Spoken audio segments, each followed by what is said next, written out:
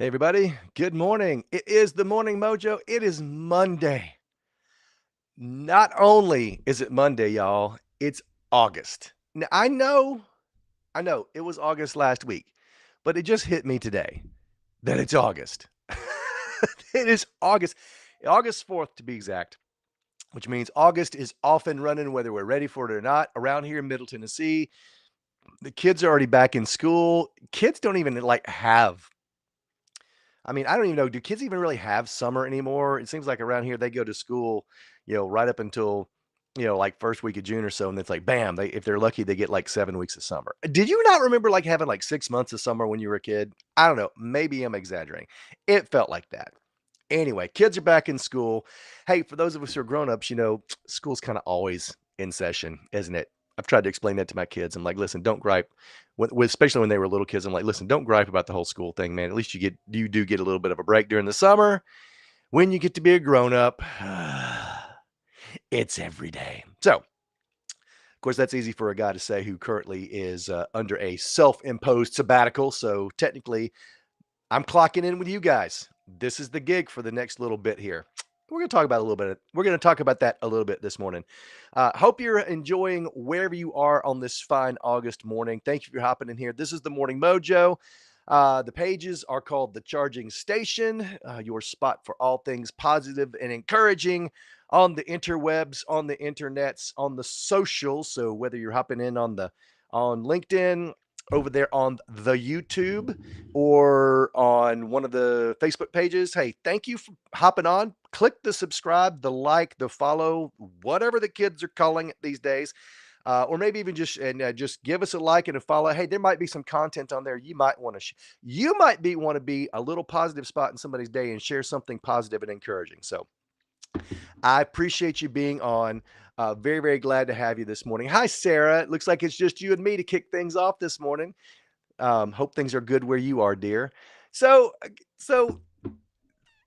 I haven't really done a real good job of letting you guys kind of in on what's going on. So just a real brief little thing. And again, I'm all about spreading positivity and encouragement. And some of you may know I blew off the corporate gig a couple of months ago after 30 years of being a corporate sales guy in different capacities and things like that.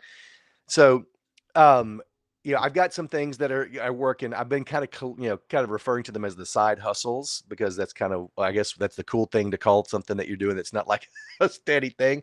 Um, but just to give you guys just a little snapshot into what's going on, I actually have become, and I go to get my certification in 2 weeks, a certified life coach through the John Maxwell Leadership Program. So it's part of the International Coaching Federation guidelines. So I have been through all of my coursework, and I just have to go get my certification in a couple of weeks as a life coach, which is something that's kind of exciting to me. It is funny because I went through the coaching and things like that. Have you ever heard, do you guys, have you ever thought about the fact that if you really want to know something, it's easier to learn it, like if you're interested in it? And I know that means this is why I did not do well in biology in high school. This is why I wasn't crazy about math in high school, but English was my thing. Well, going through the classes, the life coach training was absolutely a blast, and I learned a lot. And I figured it out. It's because this is kind of what I've been doing more or less my whole life. Is I've just always been kind of the everybody's cheerleader in the room and the person who wants to listen to what you've got going on and try to encourage you.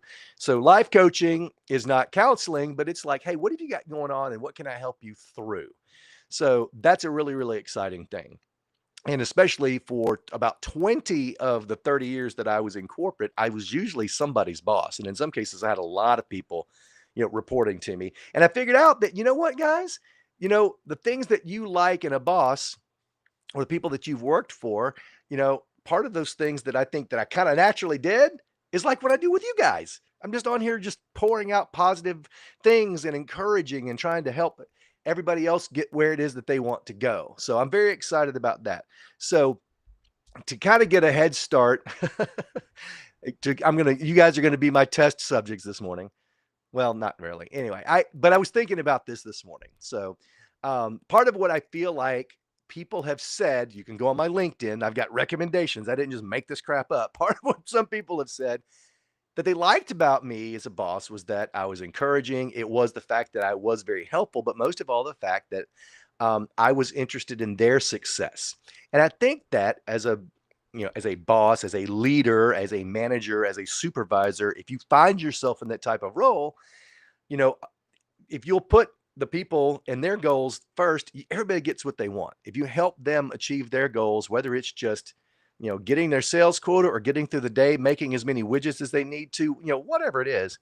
Um, but I sat down this morning and I thought, what are just three simple little things I could throw out to you on a Monday for you to think about in your daily gig that I feel like are things that helped me build a successful career, but also build successful relationships. Building my relationships in times when maybe even times when I've been put in charge of things at work, and it's maybe at church, within the different bands I've been a part of. But these are three things, three simple things you can do at work and in life that I think will help you build a career, get your goals, and just generally help you create some success in your life. And here's number one. Here is number one.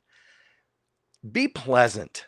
Just be nice. And I know that sounds silly to say, but in so many different situations in work and in life, it's just so easy to be negative. It's just so easy to be the "Oh, woe is me," or the ah, or to be the Karen. I'm sorry. I'm so sorry to everybody named Karen. I know so many lovely Karens, and yet somehow or another, there's always a Karen. I want to speak to your manager joke out there. I don't know how that happened. I apologize to all the Karens. But yeah, in all these different situations, be pleasant. Simply put, just be easy to work with in whatever situation you're in, relationally with your friends, when you're at work and things like that. Just be the person that people look forward to seeing. Maybe it's as simple as having a smile. You don't have to be telling jokes. You don't have to be cutting up and things like that, but just be pleasant. That is one of the most basic things that I think helped me, whether I was the boss or whether I was just another worker bee like everybody else, is create a situation where people look forward to seeing you, or at least even if they're not looking forward to seeing you, that they're glad you're there. It doesn't take much. The bar is set really low, especially at work when everybody's stressed out. Be that pleasant person. The second thing, and this really I could probably go way down the rabbit hole on this one, is be adaptable. So if there's one thing that I learned in 3 decades of being in a corporate situation and working for, I think I worked for 5 different industries, and 3 of the companies I worked for were really ginormous. But if there's one thing that I figured out pretty quickly is that, man, change is inevitable. I mean, it's like it is a and it sounds weird, but the only constant thing is change. I've lived through a couple of horrendous mergers. In fact, sometimes when I hear the word merger, I just get like a little shiver. And if any of you guys have ever lived through something like that, you might know what I'm talking about. Um, but be adaptable, roll with it, roll with the punches, kind of go with the flow. Um, look for the positives in each situation. It goes back to being pleasant, but just understand that things are going to change. Change is inevitable. And like we've talked about on here a bunch, you can't control what happens, but you can control your attitude about it. So being adaptable is something that makes you more valuable to your organization. If you pull that out of work and you put that into your relationships, wherever they might be, whether it's your volleyball team, whether it's a group of people that you work with at church, in my case, whether it's a band, God help you if you are a band leader like me. I've been blessed with some great guys in my band right now. And over the years, I gotta be honest with you, I've had some wonderful, wonderful people. But man, it's like it's a very, very interesting, it's a very, very interesting mix of personalities and talent and things like that. Learn to be adaptable. Just roll with it, because very, very rarely is the change that you're going through fatal. So be that person that people can count on to be adaptable. And the last thing is be accountable. Now, I know, oh my God, guys, the word accountability just, ugh, it's just one of those, it's just one of those corporate speak words, man, that just, mm. It's just when I hear the words, accountability, it's like, ah. But here's really what it means. Maybe there's a better way of saying it. It's basically take ownership of whatever's in front of you. If it's your job to build 15 widgets today, or if it's your job to create this marketing email that has to go out by the end of the day, or if you've got to solve a problem, if you are okay, if you're having to, for example, wrangle 6 musicians, 6 type A personalities through multiple airports and multiple canceled flights due to a blizzard, and you don't want to get stuck in Sioux Falls. Not that there's anything wrong with Sioux Falls, just saying, and then get snowed in Minneapolis at a connecting flight. Just as an example, that's my job. That was my job, and I got to do it. And taking ownership means, you know what? I got this, and I'm going to follow it through to the end. So no matter what the little thing is that you've got to do, whether it's little, whether it's big, just take ownership of it. And what that also means is that you take ownership of it until the job is completed. And if it's not completed, you just say, I'll do better next time, or I'll keep working until it's done. But what you don't do when you take accountability is automatically blame other people. That's part of what accountability is. It says, I'm going to own this until it's done. I know that's a silly thing, but this is something that causes people to want you to be a part of their group, a part of their team. When I hand this to this person, I know that it's going to get done, and if it's not done right, it'll get done until it's right, or maybe there's another situation. But just taking ownership of your work, of your task, is something that is a lost art.